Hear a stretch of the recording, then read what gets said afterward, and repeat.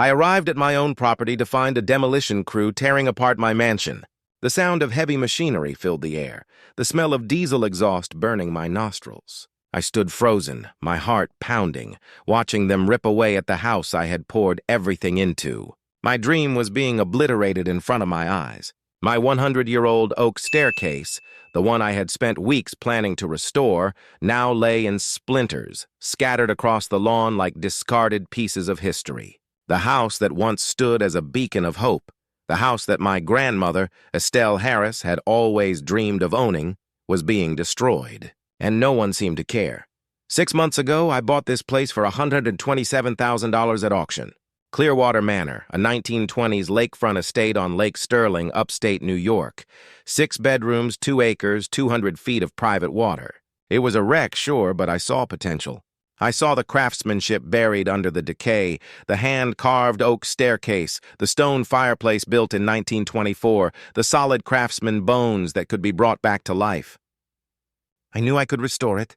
I was Marcus Harris, a retired Navy vet with 20 years of service, and rebuilding things was in my blood. I'd rebuilt airstrips in remote places, bridges under fire, barracks in sweltering heat. A house? This was nothing. I left for a 3-month job in Alaska, hoping to make a little extra cash for the project. I came home to this. My heart sank as I approached the house. The mansion that I had been so proud of, the one I envisioned Estelle watching over, was being torn apart by a demolition crew, and standing there, clipboard in hand, was the HOA president, Jessica Van Horn. Jessica was tall, with platinum blonde hair pulled back into a tight bun. Her eyes were cold, calculating, and the faintest smile played on her lips as she surveyed the damage.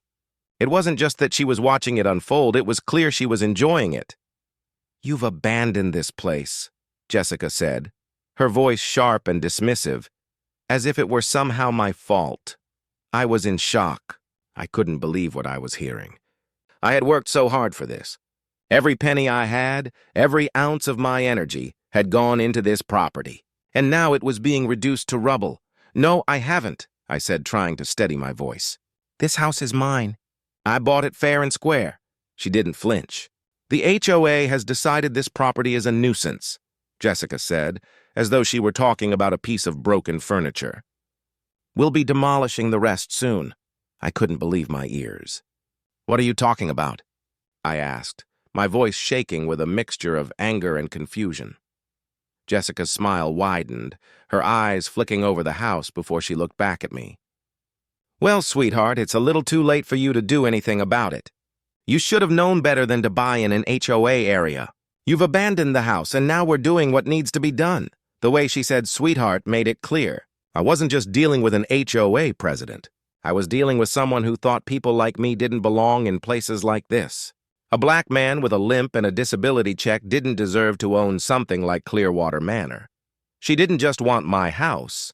She wanted me gone. I was furious, but I didn't give her the satisfaction of reacting. I needed to think. I needed to understand what was really going on here. I didn't respond to her.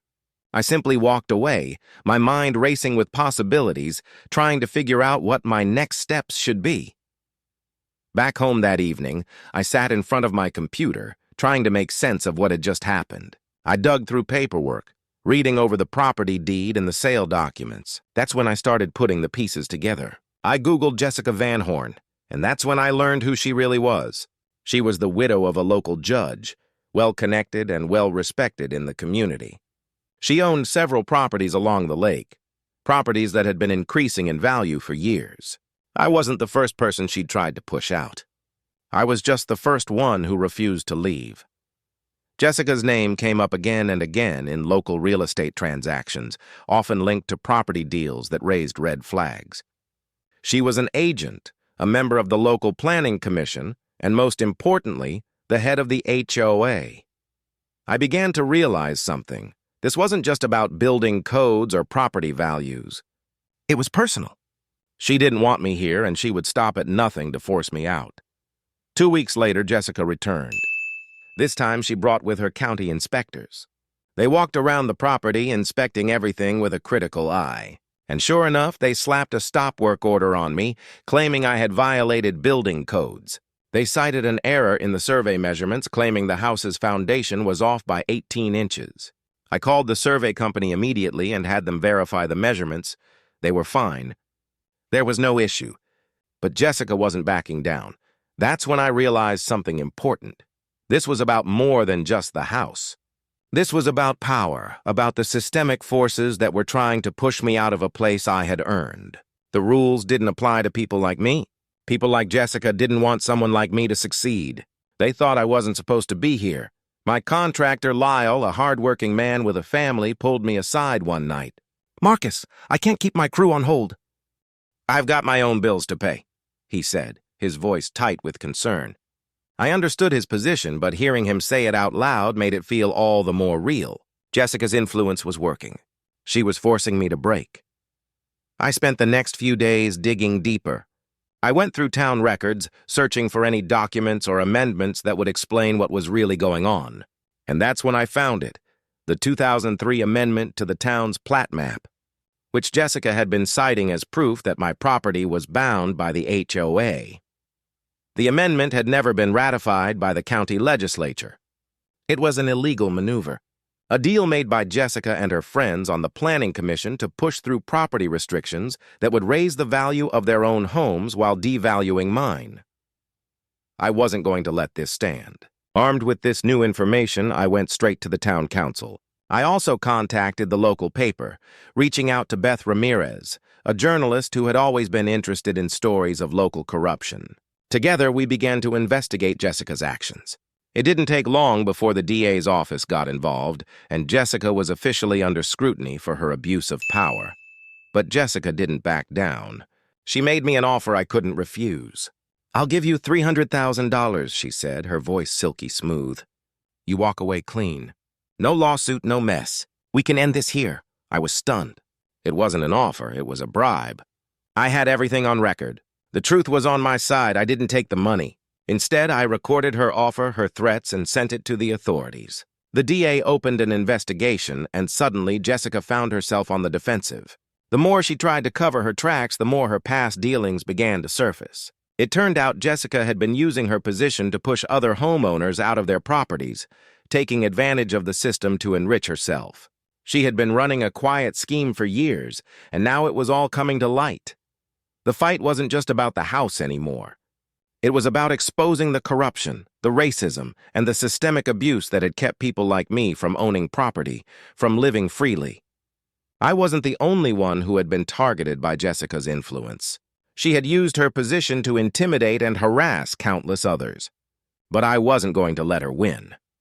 As the investigation continued, the town council voted to dissolve the HOA. It was a victory, but it wasn't the end. My community rallied around me, offering their support in ways I hadn't expected. Lyle came back to help finish the renovations, working weekends without pay. Elena, my neighbor, signed an affidavit, confirming what we all knew about Jessica's tactics. And other neighbors, once too afraid to speak out, came forward with their own stories of how Jessica had tried to intimidate them, how she'd used her power to force them into submission. By the time the renovations were completed, Clearwater Manor wasn't just a house, it was a symbol of resistance, a symbol of what happens when a community stands up against corruption, against those who think they can push people like me aside. I stood on the porch that day, looking out over the lake, and realized something important. This wasn't just a victory for me, it was a victory for everyone who had been pushed aside by people like Jessica. Jessica's empire crumbled. Her real estate license was revoked, and she was forced to pay restitution. Her business shut down, and she moved to Florida, her reputation destroyed. But I didn't take pleasure in her downfall. The real victory was in the community that had come together to fight for what was right. Clearwater Manor was no longer just a house. It was proof that people like me, with our struggles, with our histories, with our flaws, deserve a place at the table.